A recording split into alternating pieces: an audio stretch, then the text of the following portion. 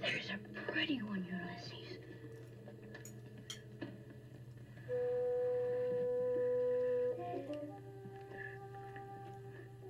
There it is. Hello, BookTube. I'm Sean, the Book Maniac. Welcome back to my channel. Today's Friday read might make you want to pee. Can you hear that? I've got the patio door open and it's raining, and I did a little test, and yes, you can hear it, but you can hear me over top of it. It maximizes the natural light if I keep the door open. If you have to make a few trips to the bathroom, I don't mind. I'll still be here when you get back. This is for Friday the 6th of October, 2017. A couple of prize announcements to discuss. One is the Nobel Prize, which went to Kazuo Ishiguro. What do you think? I've only read his novel, Never Let Me Go, and I liked it. I thought it was very interesting. It's not my kind of book. I read it about a year and a half ago, and I find my enthusiasm for it is decreasing over time, but it was a good novel, just not my style. I think I've listened on audio to one other of his short stories, which I thought was creepy and really quite interesting, but that's all I've read. So he's not perhaps my cup of tea, but I think he's deserving, or not undeserving. So what do you think? Also, and this one I have a little bit stronger of an opinion on, I think the Canadian Governor General's Award for Literature. They have a fiction prize and a non-fiction prize. They don't have a short list and a long list, I don't think. But anyway, so the list was released a day or two ago, and this novel was on it that I've talked about and reviewed. I didn't do a full review on it, but The Water Beetles by Kahn. This book has some definite strengths and some even more pronounced flaws. I gave it 3 stars. This book does not belong on a prize list. This is a writer perhaps to watch. Like I said in my wrap-up, I might try his 3rd novel, but probably wouldn't bother with his 2nd. But what the hell is this doing on a prize list? It's on there, so be it. I've had an interesting reading week. I have 2 bales to tell you about. One is a non-fiction book, The Zhivago Affair, The Kremlin, the CIA, and the Battle Over a Forbidden Book by Peter Finn. This was for a Z or Z title for one of my challenges, and I started it on audio. I think the audio was part of the problem. Now, the narrator was Simon Vance. Now, I think he's a famous actor, isn't he? I don't know anything about actors, but I believe he is. But he narrated the 2nd volume of the Tudor trilogy, Hilary Mantel's trilogy, and did it masterfully.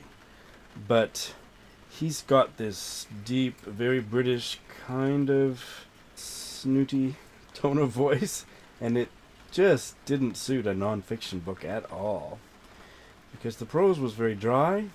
I'm interested in Pasternak. I loved the novel when Dr. Zhivago, when I read it decades ago. I studied Russian and Soviet history, but the writing was very dry, and the story of his life, I didn't know so much about him. It was interesting, but the so-called battle between the Kremlin and the CIA over the propagandistic value of this novel was so dry, and to hear Simon Vance narrating it as if it was wonderfully written or deeply important or at least interesting, it just started to really bother me, so I bailed. So I had to find another Z book, and I found one on audio, and I'm finished it, and it was awful too. It's a play called Zoot Suit, and the playwright's name is Louis Valdez, and it's a very interesting topic. It's about the racism against the Chicano community in, I believe it was California. That's how deeply I was listening to it, in the 1940s. And there was a high-profile case involving the Zoot Suit riots. I didn't know anything about the history. I don't like learning about historical stuff through fiction. I have a definite aversion to that, so that was one problem.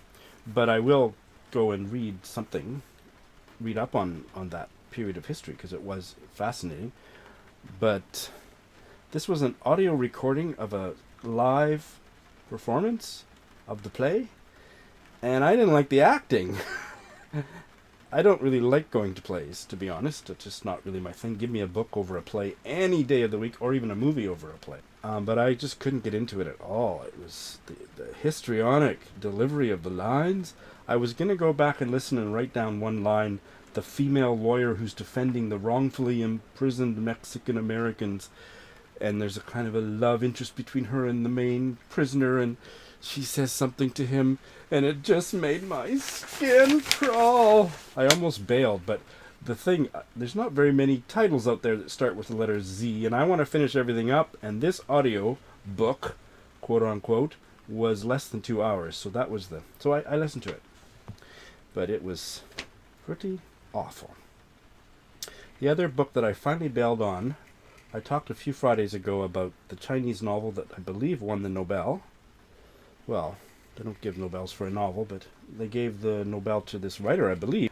Soul Mountain by Gao Jingzhan. One of my challenges is to read a novel about a person of color, not my favorite term, but a person of color who goes on a spiritual journey. Spiritual journey fiction is not my thing. Oh, I have such an allergy to it. But I thought, well, maybe in a Chinese context it would be bearable. And it was bearable, but it's a dog's breakfast of a novel. And I talked before about the problem, the fact that there was two main characters and alternating chapters. One was the pronoun I, and the next chapter was the pronoun you, and those were two different men. And it took me 2 months to go back and scan everything and make a little chart to separate them out. And then when I started reading, after I finally finished that last week, I read a few more chapters, and I just thought, no, this is just a mess. So I bailed. So then I had to find another novel about somebody who's not white going on a spiritual journey. But I did have one in the back of my mind, and then when I found out it was $2.50 on iBooks, I snatched it up because I've known about it for a couple of years. I think it came out a couple of years ago. It's a novel by an Indigenous Canadian woman writer. Her name is Tracy Lindbergh, and the novel is called Birdie. And the protagonist is recovering from a bunch of serious social and psychological problems, and part of that recovery involves Native spirituality. And I'd heard pretty good things about it. So I've started it, and I'm quite enjoying it. And let me tell you a little bit about it's Tracy Lindbergh's first novel, but she is a professor of Indigenous law in Canada, and she's from the Kelly Lake Cree Nation community in British Columbia. And this from her website, I want to quote. Oh, listen to that. Every day at the strike of 5 o'clock, I think even on weekends, this music plays throughout Tokyo. And it's signals to the children that it's time to go home, or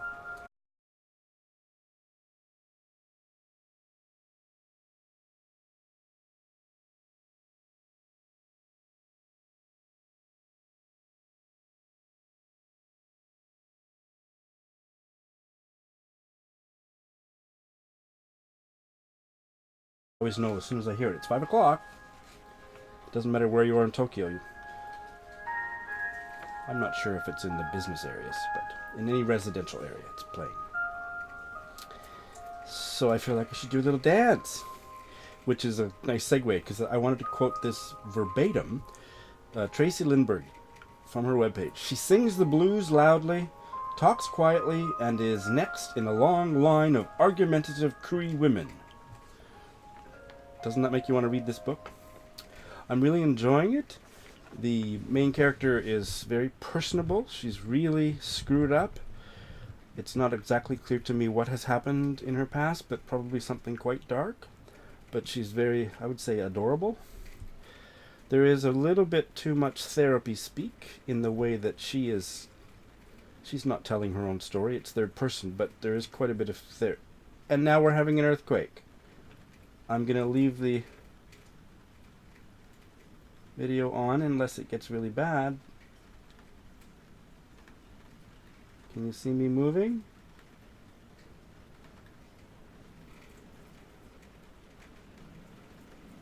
I lived through the big earthquake, 2011. So I should make a video about it and tell you all about that. But it's almost over.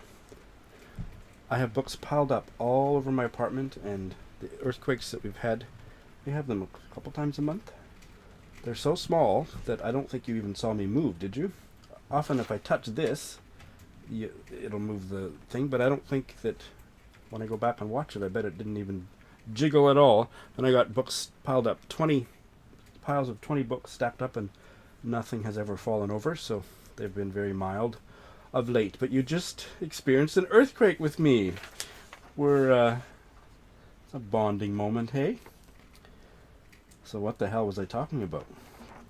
Tracy Lindbergh. I'm enjoying the novel. I'm not going to say much more than that until I read some more. Indigenous rights, Indigenous justice, Indigenous politics. I think it's a far bigger deal in Canada than it is in America. I don't hear much in the American media about it. In Canada, and this is a very good thing, it's a huge topic. So that is my new pick for the spiritual journey one.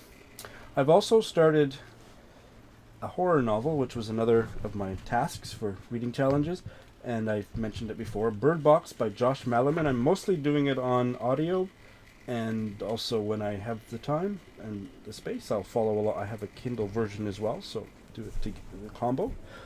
It's scary. It's scary. So the premise, and I'm just going to describe the premise very briefly and then move on.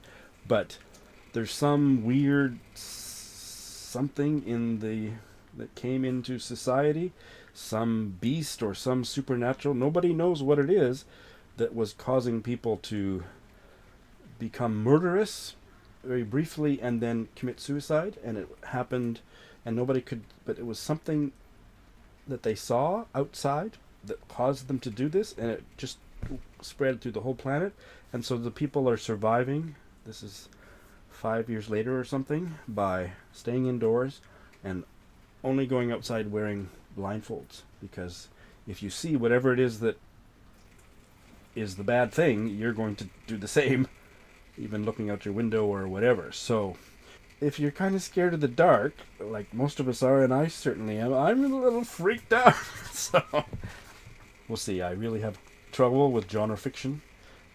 The writing or the conventions usually make me kind of sick, and I bail, but I can't bail on this, or I don't want to.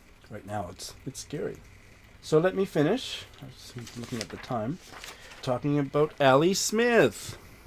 I am really enjoying this. I'm still not very far into it. Maybe 35% or something.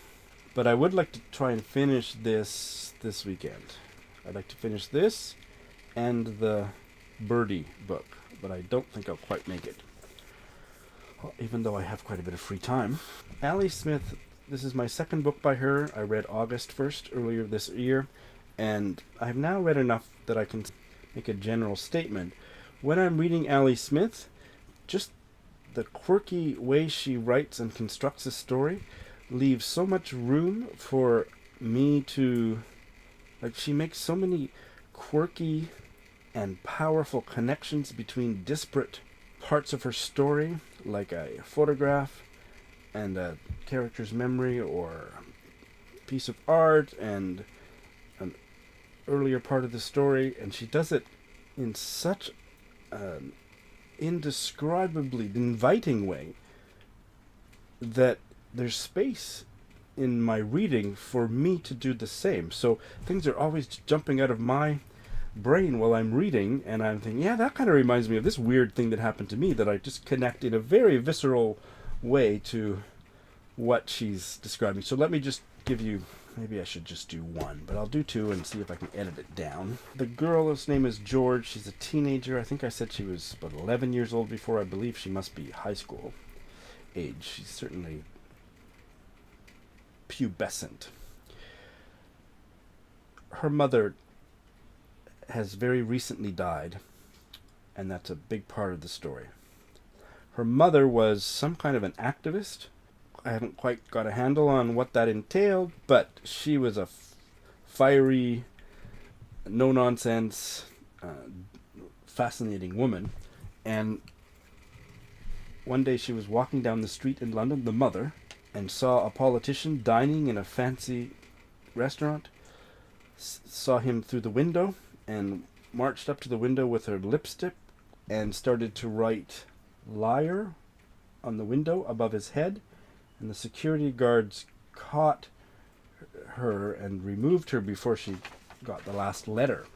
This is her daughter remembering that, and I'll just read. It's a couple pages. I'm just going to read one paragraph of where the daughter goes with that in terms of her memories just a few months after her mum's died. So she is the daughter, George. She looks at the list of words that begin with L-I-A. She imagines her mother in the dock in a courtroom. Yes, Your Honor, I did write the word above his head, but I wasn't writing the word you imagine. I was writing the word liana. And a liana, as I'm sure you know, Your Honor, is a twisting, woody, tropical plant which can hold the weight of a man swinging through the trees, familiar to us, for instance, from the Tarzan films of my youth. From this it should be easy to deduce that the word I was writing would have been meant finely as a compliment. It goes on for a couple pages like that, and when I was reading these 2 pages, I was reminded of this crazy memory from my high school days. When I was in the school library, it was a spare, I was on what you call it, a spare period, and I was supposedly doing homework with another student, an old friend of mine, my own age, Kelly. Of course, we weren't doing our homework. We were shooting the shit, talking and goofing off, and we were obviously talking about something very sexual. I would have been 16 or 17, 16 maybe. I had no first-hand experience of anything, but I knew the language. I knew the lingo, even the stodgy or the old-fashioned lingo. So Kelly and I, this is a young girl, my age, she and I were talking about fellatio. And I decided to jump up and go to the huge dictionary in the library to look it up. Because I wonder if it's in the dictionary. That was the question. That was the joke. Like, it would actually be in the dictionary. Let's check.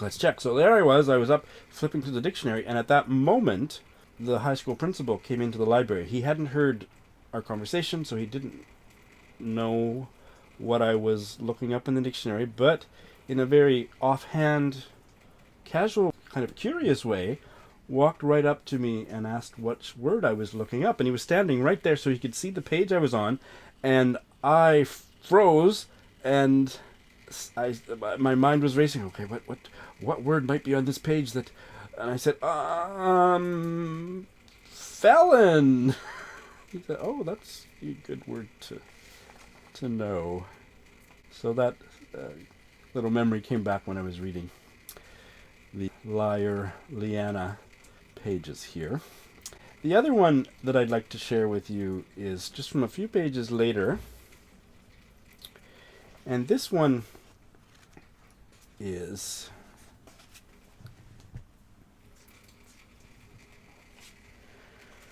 about art in Italy, which is a big part of this story too.